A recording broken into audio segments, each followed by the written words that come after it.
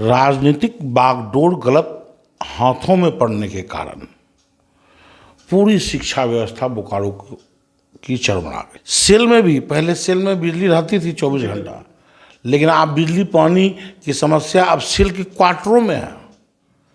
आप क्वार्टरों की स्थिति देखिए, बिल्कुल जर्जर हो चुका है। सड़क आप जाके देखिए, विस्थापित के लोग जिन्होंने बोकारो के विकास के लिए जिनके पूर्वजों ने अपना सर्वस्व न्यौछावर कर दिया, आज उनका जाति नहीं बन रहा, आवासीय नहीं बन रहा, तो 32 का खतियान हो जाए कि 35 का खतियान हो जाए कि 65 का खतियान हो जाए, उनको कोई बेनिफिट नहीं मिलेगा। प्रत्येक IAS पूजा सिंगल है, एक ही पूजा सिंगल अभी पकड़ाई है, पैसा है दबा हुआ है। ठीक उसी प्रकार अगर मोदी जी 1 रुपया भेज रहे हैं तो हेमंत जी 15 पैसा भी नहीं गांव तक पहुंचने दे रहे हैं। हेमंत जी ने कहा था कि 5 लाख नौकरियां देंगे और प्रत्येक युवा को 5,000 रुपया हम जो है सो स्टाइपेंड देंगे, बेरोजगारी भत्ता देंगे। तो आज वो कहाँ चले गए? जब आप प्रशासन की पोस्टिंग में करोड़ों रुपए की उगाही करेंगे तो आप प्रशासन से क्या आशा लगाते हैं? जब आप प्रशासन की पोस्टिंग में करोड़ों रुपए की उगाही करेंगे तो आप प्रशासन से क्या आशा लगाते हैं? मुद्दा जो है धनगढ़ी वाला आज से नहीं चल रहा है, करीब 2-3 वर्षों से चल रहा था। और उसमें जब भाजपा की सरकार थी तो कई बार वार्ता वहाँ के लोग करते रहे अधिकारियों से, लेकिन मकान तोड़ने का नौबत नहीं आया। लेकिन जब यह हेमंत सरकार बनी और हेमंत सोरेन का चूंकि यहाँ घर भी है, वो धनगढ़ी के सारे मामले को जानते थे और जो कांग्रेस पार्टी के लोग जो यहाँ हैं, जो सरकार में शामिल हैं, उन्होंने कभी धनगढ़ी के लिए अच्छे से पहल नहीं किया। यहाँ लोग सोचे कि नहीं टूटेगा घर, उसके बाद लोग रोएंगे, पुलिस उठाकर ले जाएगी, लोग लहूलुहान हो जाएंगे, तब हम जो जाएंगे तो संतानों को ज़्यादा दे पाएंगे। तो इस चक्कर में वहाँ घर तोड़वा दिए ये लोग, पिटवा दिए ये लोग, कुछ लोगों को थाना में बंद करा दिए, कुछ लोग अभी फरार चल रहे हैं जिन पर FIR हुआ है। जब राजा व्यापारी हो जाता है ना तो प्रजा भिखारी बन जाता है, और बोकारो की धरती पर वही हुआ कि जब जब कोई राजा बना तो वह व्यापारी बनने का काम किया और जनता यहाँ की भिखारी होती चली गई। है आपको एक खास चर्चे में जहाँ पे हम बात करेंगे आज बोकारो जिला के आज वर्तमान की व्यवस्था पे। नमस्कार, प्रणाम, जोहार। मैं कुमार शुभम बोकारो रिपोर्ट्स में आप सभी का स्वागत करता हूं। आज हमारे साथ मौजूद हैं खास मेहमान डॉक्टर प्रकाश कुमार जी, भाजपा जिला कार्यकर्ता, जिनसे आज हम बात करेंगे आज वर्तमान जिले की व्यवस्था पे। सर, सबसे पहले तो आपको नमस्कार। नमस्कार, बहुत बहुत धन्यवाद आप। सर, आज जो हम चर्चा लेके आए हैं, आज हम जिले की व्यवस्था पे बात करना चाहते हैं।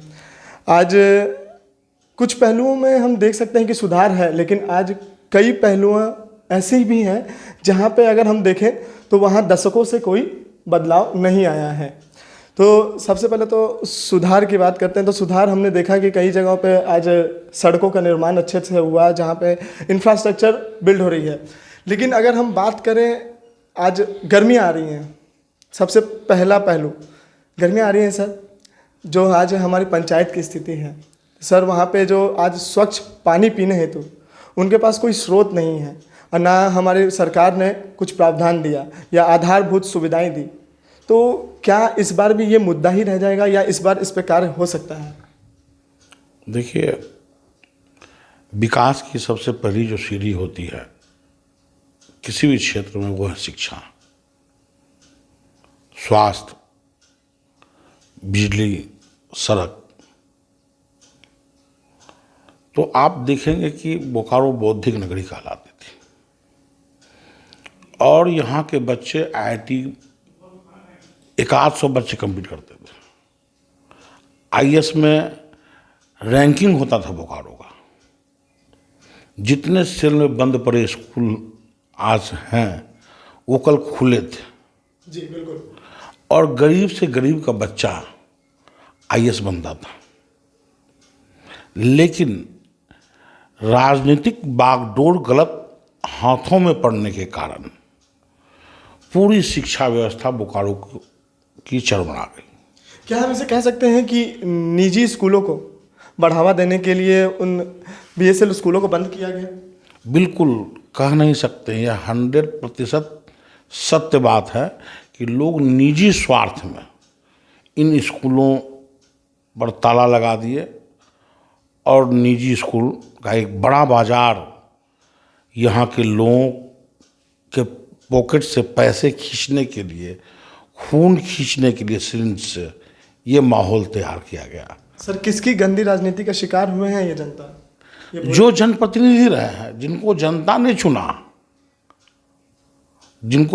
ने चुना, आंखों में धूल झोंक कर, तरह तरह के नाटक प्रपंच रचकर जिस परिवार के लोगों ने यह राजनीति की और नेताओं की दूरगामी सोच नहीं होने के कारण पूरी व्यवस्था चरमरा गई। आज आप देखेंगे कि गर्मी का मौसम आ रहा है। जब गर्मी आता है तो बिजली की समस्या, संकट चास में उत्पन्न हो जाती है। सेल में भी, पहले सेल में बिजली रहती थी 24 घंटा, लेकिन आप बिजली पानी की समस्या अब सेल के क्वार्टरों में है। आप क्वार्टरों की स्थिति देखिए, बिल्कुल जर्जर हो चुका है। सड़क आप जाके देखिए किस प्रकार से चास का जो भी सड़क का निर्माण होना है, जो मार्केट है, थोड़ा थोड़ा कुछ मकान टूटेगा, लेकिन उसके लिए एक व्यापक षड्यंत्र रची जा रही है। राजनीति उस पर भी लोग कर रहे हैं। मेयर चुनाव तो हर जगह हुए, लेकिन हमारे चास नगर निगम का ही अगर देखें या झारखंड का देखें तो यह रुका हुआ है। देखिए, हेमंत सरकार जब से बनी है, यह जनता को ठगने का प्रयास कर रही है। 32 खतियान आनन फानन में, नियोजन नीति उसी तरह आधा अधूरा, जनता को धूल झोंकने के लिए, ईडी के जांच से बचने के लिए आनन फानन में उन्होंने कर दिया। आज बोकारो में जो हमारी 4 लाख की आबादी है, जो विस्थापित के लोग हैं या जो झुग्गी झोपड़ी का स्लम एरिया है, वहाँ आवासीय नहीं बन रहा है, जातीय नहीं बन रहा है, कई मूल प्रमाण पत्र नहीं बन रहे हैं। विस्थापित के लोग जिन्होंने बोकारो के विकास के लिए, जिनके पूर्वजों ने अपना सर्वस्व न्यौछावर कर दिया, आज उनका जाति नहीं बन रहा, आवासीय नहीं बन रहा। तो 32 का खतियान हो जाए कि 35 का खतियान हो जाए कि 65 का खतियान हो जाए, उनको कोई बेनिफिट नहीं मिलेगा। 4 लोग वंचित हैं, पंचायत का दर्जा नहीं मिल रहा, राशन कार्ड तक उनको नहीं दिया जा रहा है, पीने का पानी उपलब्ध नहीं है। तो ये लोग तो ठगने का काम कर रहे हैं और जनप्रतिनिधि चुप्पी साध कर बैठे रहते हैं यहाँ के। सर, हम बार बार जाते हैं, अगर हमने जो ये जल का मुद्दा जो आपके सामने रखा है आज, तो इस दूषित जल पीने से कई ऐसी जानलेवा बीमारियां हैं जो हो सकती है उन जनता को, लेकिन उसके बावजूद भी आज तक उसके बारे में सोचा नहीं गया। तो क्या इसे कहना गलत है कि उन्हें मरने के लिए छोड़ दिया गया हो? देखिए, देश अभी स्वर्णिम काल से गुजर रहा है। आदरणीय प्रधानमंत्री जी नरेंद्र मोदी जी हर घर जल योजना चलाए हुए हैं। आप अलग अलग प्रांतों में जाएंगे तो हर जगह करीब करीब काम हो चुका है, गांव तक जल हर घर को जल मिल रहा है। लेकिन झारखंड में उनका यह जो है सो बार बार जो स्टेट में गवर्नमेंट है, इसको कह सकते हैं कि जहाँ डबल इंजन की सरकार नहीं है, सिंगल इंजन की सरकार है। तो इंजन तो यहाँ हेमंत जी हैं, अब बोगी लगा दी है मोदी जी, उसमें पानी भर दिए हैं, लेकिन इनको पहुंचाना तो इनको है, पैसा आ रहा है। बार बार उनका कहना होता है कि पैसा ही नहीं आ रहा है। नहीं, आप देखिए बजट में जितना पैसा मिला है उनको, पैसा तो खर्च नहीं कर पा रहे हैं। अरबों रुपया झारखंड में मिल रहा है, पैसे की कमी कहाँ है? पैसा तो पूजा सिंघल ऐसा आईएएस के यहाँ छापा मर रहा है, प्रत्येक आईएएस पूजा सिंघल है, एक ही पूजा सिंघल अभी पकड़ाई है। पैसा है, दबा हुआ है, नेताओं के पास, मंत्रियों के पास, आईएएस के पास। अगर इस पैसे को सही में निकाल दिया जाए झारखंड में, तो हर घर में झारखंड में एक 4 व्हीलर आ जाएगा। आप पानी की बात करते हैं तो सर, जेएमएम की सरकार तो फॉर्च्यूनर और रेंज रोवर खरीद भी रहे हैं। देखिए, कोरोना काल में ही आप देखे होंगे कि कई फॉर्च्यूनर गाड़ी जो है सो हेमंत जी के काफिले में चलता है। शौक है, शौक खैर उस पर मैं निजी जीवन पर या उस पर टीका टिप्पणी करना भी नहीं चाहूँगा। मैं चाहता हूँ गांव तक पानी पहुँचे। जो मोदी जी ने पानी का जो नहर खोला है केंद्र से, उस गांव को मतलब अंतिम आदमी तक वो पानी पहुंचे। ये नहीं कि राजीव जी की बात जो याद आई, ये 1 रुपया चलता है और 15 पैसा पहुंचता है, ठीक उसी प्रकार अगर मोदी जी 1 रुपया भेज रहे हैं तो हेमंत जी 15 पैसा भी नहीं गांव तक पहुंचने दे रहे हैं।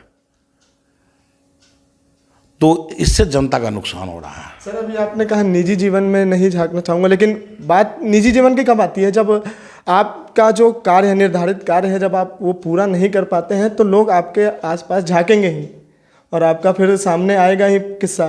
तो सर हम जो वादे थे, जो हेमंत सरकार ने कई वादे ऐसे किए थे, अगर हम छोटी सी बात कह लें कि अगर ग्रामीणों की वृद्धा पेंशन और विधवा पेंशन हमने देखा हर बार कार्यक्रम में रखा गया ये बात, लेकिन क्या आज तक वो हर एक जनता को मिल पाया है? हेमंत जी ने कहा था कि 5 लाख नौकरियां देंगे और प्रत्येक युवा को 5,000 रुपया हम जो है सो स्टाइपेंड देंगे, बेरोजगारी भत्ता देंगे। तो आज वो कहाँ चले गए? उन्होंने तो बात बदल दिया था कि हमने नहीं कहा था। जुमला है, कह रहे हैं हेमंत जी जुमला हमने भी कहा, तो जुमला कहिए, इस बार 24 में जनता भी आपको जुमला बना देगी। सर आज अगर हम वर्तमान में अपने शहर की तरफ ही देखते हैं, आप पूरे झारखंड की बात एक तरफ और हमारे बोकारो शहर की बात करते हैं। सर बालू का खदान अभी बंद था, लेकिन रोज़ रात के अंधेरे में बालू की बिक्री हो रही है। कोयला का बंद था, हर रोज़ कोयला ट्रक भर भर के जा रहा है। माइनिंग बंद थी, माइनिंग भी चल रही है। तो सर बंद है या खुला है? एक एसपी के पोस्टिंग में मैं बता दूं कि 4 करोड़ 5 करोड़ रुपया चल रहा है।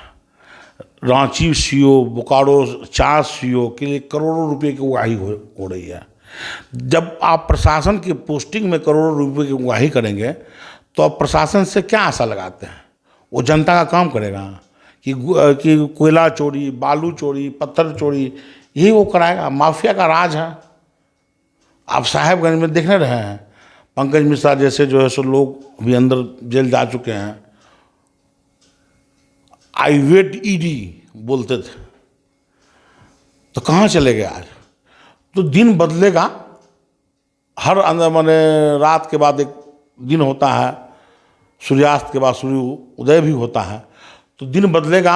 आने वाले समय में बाबूलाल मरांडी जैसे ईमानदार छवि वाले नेता के हाथ में जो है सो बागडोर जाएगा, समय बदलेगा और मोदी जी की तरह ही उनके राह पर चलकर आने वाले समय में जो सरकारें होंगी वो काम करेगी और यहाँ भी गांव-गांव तक पानी पहुंचाया जाएगा। सर आलोचनाओं के बीच अगर हम चुनाव की तैयारी को देखें तो क्या समझ में आता है कि क्या इन आलोचनाओं को जनता भुलाकर फिर से बागडोर देने की काम करेगी? अगर हम आज की बात करें तो जो आलोचना है हमारे निश्चित रूप से आज अगर जनता के बीच अगर यह सरकार जाती है तो जनता इस सरकार को धूल चटाने का काम करेगी और कमल फिर से खिलेगा, अंधेरा फिर से छटेगा, उजाला होगा और यह बोकारो भी मुस्कुराएगा। हमने जल की समस्या पे बात की, समस्याएं तो सर और भी हैं। अगर वर्तमान में देखें तो हम लगातार इस दौरान इन दौरान 2-3 सालों की बात करें तो लगातार हमने देखा है, आंदोलन देखे हैं, तो कहीं कुछ मुठभेड़ देखा है, तो छात्र आंदोलन हो या विस्थापित के आंदोलन हो, लेकिन ये सिलसिला रुका नहीं, ना किसी का कोई परिणाम मिला। अगर हम अपने विस्थापित भाइयों की बात करें तो अभी मौजूदा में हमने देखा है कि धनगरी में किस्सा हुआ जहाँ पे वो लाठियाँ चार्ज हुई उन ग्रामीणों पे, तो सर क्या वो तरीका सही था उन ग्रामीणों को वहाँ से हटाने का? देखिए, ये मुद्दा जो है धनगरी वाला आज से नहीं चल रहा है, करीब 2-3 वर्षों से चल रहा था और उसमें जब भाजपा की सरकार थी तो कई बार वार्ता वहाँ के लोग करते रहे अधिकारियों से, लेकिन मकान तोड़ने का नौबत नहीं आया। लेकिन जब यह हेमंत सरकार बनी और हेमंत सोरेन का चूंकि यहाँ घर भी है, वो धनगरी के सारे मामले को जानते थे और जो कांग्रेस पार्टी के लोग जो यहाँ हैं, जो सरकार में शामिल हैं, उन्होंने कभी धनगढ़ी के लिए अच्छे से पहल नहीं किया। सर हमने तो किसी को देखा ही नहीं वहाँ। चूँकि इसलिए कि आप जानते हैं, हम जानते हैं कि कोई भी भूमि है तो उसका कस्टोडियन, उसका मालिकाना हक स्टेट गवर्नमेंट को होता है, मुख्यमंत्री ही मालिक होते हैं।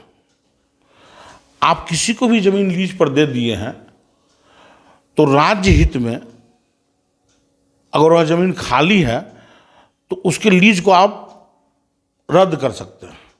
तो धनगढ़ी का जमीन दिया गया है रेलवे को, ये ठीक बात है, लेकिन बरसों से वह यूज नहीं कर पाया था और कई मैंने दशकों से, करीब 80 साल 90 साल से वह मकान बना के लोग रह रहे थे।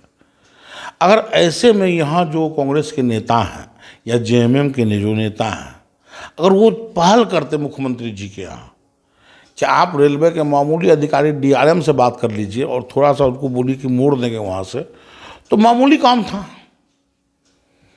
लेकिन ये काम तो हुआ नहीं। यहाँ लोग सोचे कि नहीं टूटेगा घर, उसके बाद लोग रोएंगे, पुलिस उठा कर ले जाएगी, लोग लहूलुहान हो जाएंगे, तब हम जो जाएंगे तो संतानों को ज़्यादा दे पाएंगे। तो इस चक्कर में वहाँ घर तोड़वा दिए ये लोग, पिटवा दिए ये लोग, कुछ लोगों को थाना में बंद करा दिए, कुछ लोग अभी फरार चल रहे हैं जिन पर एफआईआर हुआ है।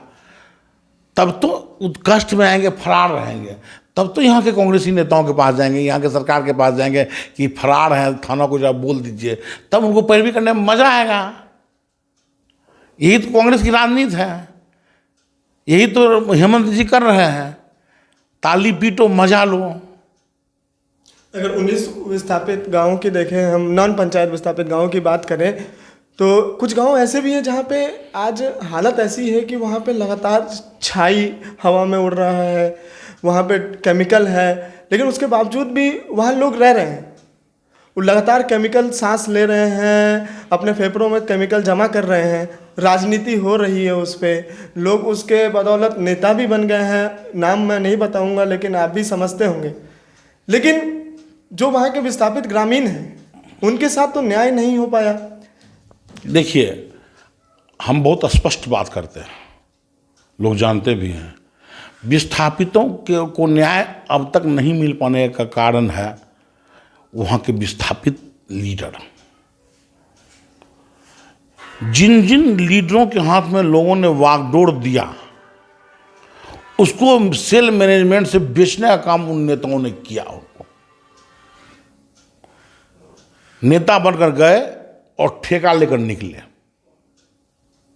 आज अगर विस्थापित एक पैर पर खड़ा होकर बोले कि डॉक्टर साहब आप नेतृत्व दीजिए, तो मैं दावा करता हूं कि सेल को मैं 10 दिन में सुधार दूंगा और यहां का एमडी दौड़ता हुआ यहां आएगा और जितना काम चाहिए विस्थापितों को, रोड चाहिए, सड़क चाहिए, पानी चाहिए, ये सेल मैनेजमेंट देगा। जब राजा व्यापारी हो जाता है ना तो प्रजा भिखारी बन जाता है। और बोकारो की धरती पर वही हुआ कि जब जब कोई राजा बना तो वह व्यापारी बनने का काम किया और जनता यहाँ की भिखारी होती चली गई। इसलिए इस जनता को सोचना पड़ेगा कि हमें जनप्रतिनिधि कैसा चाहिए। आप अच्छा जनप्रतिनिधि देंगे, व्यापारी जनप्रतिनिधि नहीं देंगे तो आपके साथ न्याय होगा। आप जनप्रतिनिधि चुनने में जात पात धर्म को लाएंगे तो एक धनगढ़ी गांव खाली नहीं होगा, कई धनगढ़ी गांव बन जाएगा। इसीलिए आप चुनते वक्त, जनप्रतिनिधि चुनते वक्त, वोट देते वक्त आप आदमी की सही पहचान कीजिए, ये मैं बार बार कहता हूं। और धनगढ़ी में जो हुआ वो बिल्कुल गलत हुआ, इसकी जितनी निंदा की जाए वो कम है। हम ये धनगढ़ी की तो बात थी। अगर हम आज छात्र आंदोलन, आप अच्छी भली बात ही रूबरू होंगे छात्र आंदोलन से, जो बीते 2 दिन हुए हैं शायद, जहाँ पे हमारे जयराम महतो जिनको टाइगर कह के संबोधित किया जाता है, जो लगातार छात्रों के लिए आंदोलन कर रहे हैं, उन्हें पुलिस हिरासत में लेती है, लेकिन फिर कुछ ही देर बाद उन्हें छोड़ भी दिया जाता है। तो क्या कंफ्यूजिंग माइंडसेट के साथ यहाँ पे हमारे राज्य में सरकार चल रही है? देखिए, हेमंत सोरेन जी स्थानीयता की बात करते हैं, स्थानीय नीति की बात करते हैं, यहाँ के लोगों से प्रेम नहीं करते हैं। अगर हेमंत सोरेन जी प्रेम करते तो यहाँ के जो बच्चे गए थे विधानसभा के पास, जयराम जी जो गए थे, उनको समझा बुझा कर भी वापस किया जा सकता था। उन्होंने जानकर बैरिकेडिंग को कमज़ोर किया ताकि बच्चे विधानसभा के दीवार के चार दीवार की तरफ आ पाए और हम उनको लाठी से पीटें और पिटवाएं। अगर पुलिस चाह लेगी तो बैरिकेडिंग टूटेगा क्या? पुलिस चाहेगी तो पत्ता नहीं डोलेगा। लेकिन यह प्रशासन के मिली भगत से, राजनीतिक प्रपंच से बैरिकेडिंग को तोड़वाया गया और दीवार चार दीवारी तक लड़के वहाँ पहुँचे और पहुँचने के बाद यहाँ के जो खतियानी हैं उनको पिटवाने का काम हेमंत सोरेन जी ने किया, जो बिल्कुल गलत किया। जयराम ऐसा लड़का, युवा, आज सही बात कह रहा है, उसको नौकरी नहीं मिल रहा है, रोजगार नहीं मिल रहा है, वो जाए तो जाए कहाँ? तो क्रांतिकारी है। अभी एक जयराम का कई जयराम पैदा लेंगे, फिर से बिरसा मुंडा जी का जन्म होगा। सर, आपने सबसे शुरू में कहा था, जो आपने अपने बात शुरू करते ही वक्त कही थी कि जो सबसे ज़रूरी चीज़ क्या है, जो शिक्षा। तो शिक्षा सर, आज हम राजनीति आंदोलन देखते हैं सर कि 60-40 की बात करें या रिजर्वेशन की बात कर रहा हूँ मैं, 60-40 का रिजर्वेशन हो या कोई भी रिजर्वेशन हो, तो सर हम रिजर्वेशन आज 2023 में भी हम बात करते हैं तो रिजर्वेशन की बात करते हैं। तो हम वहाँ पे रिजर्वेशन की बात छोड़ के वहाँ पे हम इसकी बात क्यों नहीं करते हैं जो नींव रखी जा रही है, जो शिक्षा हम दे रहे हैं बच्चों को, वो शिक्षा ऐसी मिले कि हर कोई काबिल हो, और साथ ही साथ हम अपने इंफ्रास्ट्रक्चर को भी बढ़ाएं जहाँ पे हम ज़्यादा से ज़्यादा लोगों को रोज़गार दे सकें। लगातार अगर हम रिजर्वेशन की बात करते रहेंगे तो सर ऐसा तो नहीं है जहाँ पे हम, अगर हम जनरल में बात करें सर, ब्राह्मणों की बात करें, राजपूत की बात करें, भूमिहार की बात करें, किसी की भी बात करें, तो ऐसा तो नहीं है कि ऐसा वहाँ पे परिवार नहीं है जिन्हें 2 वक्त की रोटी नसीब होगी, ज़रूरी है। देखिए, ये सब बात तब होगी जब सरकार में बैठे लोग सबों से राय मशवरा करेंगे,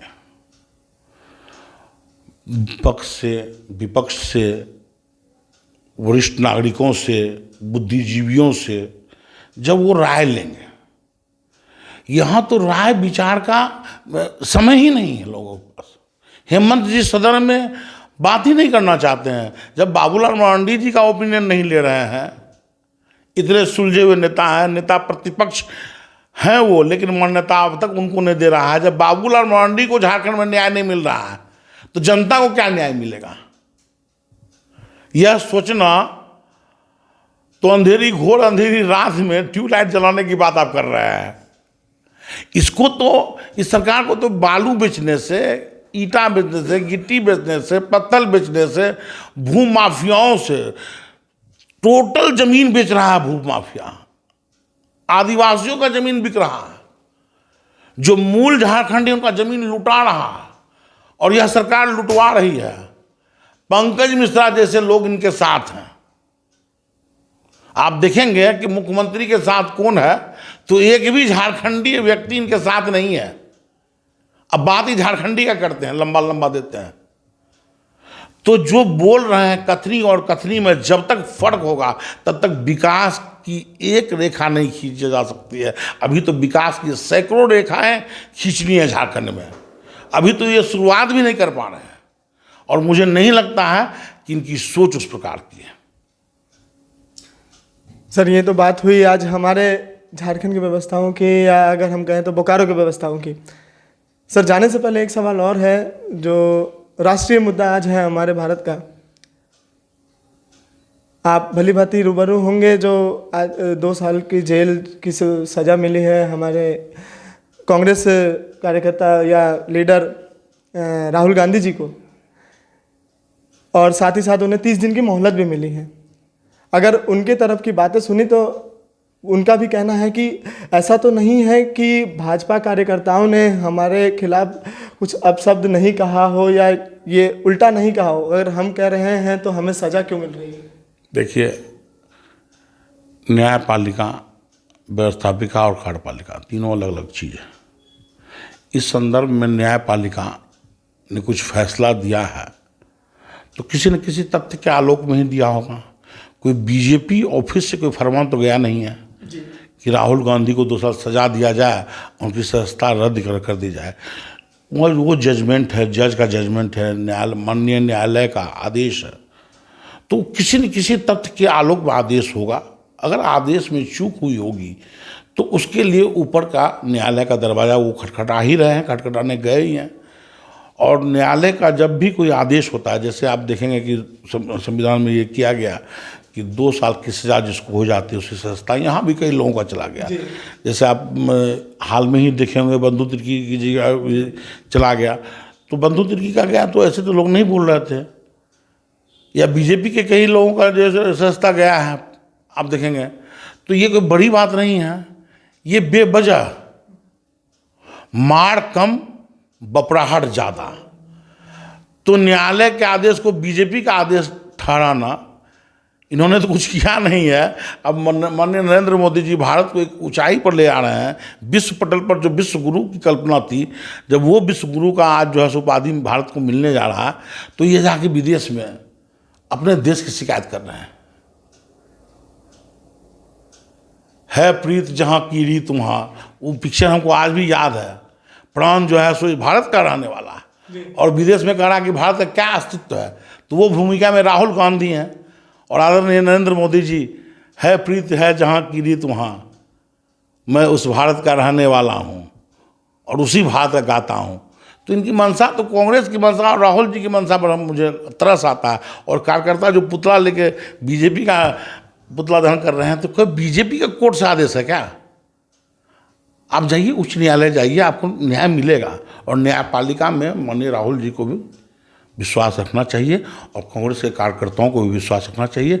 न्याय संगत ही होगा। सर, सभी बातें हो गई। आखिरी बात, इंडिविजुअली अगर हम देखा जाए तो आपकी डॉक्टर प्रकाश कुमार जी की क्या तैयारी है इस साल की? देखिए, जब हम किसी पार्टी या संस्था में रहते हैं, परिवार में रहते हैं, तो कोई भी तैयारी परिवार का होता है। आप शादी ब्याह में ही देखेंगे तो एक आयोजन पूरे परिवार का हो जाता है। सफलता असफलता या कौन काम कौन करेगा, वो डिसाइड घर के अभिभावक करते हैं। तो बीजेपी एक बड़ी पार्टी है, बड़ा परिवार है, तो किसको क्या दायित्व दिया जाएगा इसका निर्णय परिवार के अभिभावक करेंगे। हम लोग को अभी जो दायित्व मिला है उसका निर्वहन हम लोग बखूबी कर रहे हैं। और मैं यह दावे के साथ कहता हूं कि भाजपा 50 के पार होगी और बोकारो सीट कम से कम हम लोग 1 लाख मतों से जीतेंगे। तो जनता के लिए कुछ संदेश देना चाहेंगे?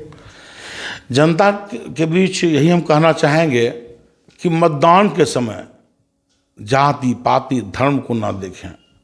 आप अपना उम्मीदवार सही चयन करें ताकि वह स्वस्थ बातों को सोच सके, आपके समाज को स्वस्थ कर सके, आपके बच्चों के भविष्य को उज्जवल बना। अभी आप मिले डॉक्टर प्रकाश कुमार जी से, जिनसे हमारी खास चर्चा हुई बोकारो के वर्तमान की व्यवस्था पे। ऐसे ही हम आपको आसपास की खबरों को दिखाते रहेंगे। देखने के लिए जुड़े रहें बोकारो रिपोर्ट्स के साथ। धन्यवाद।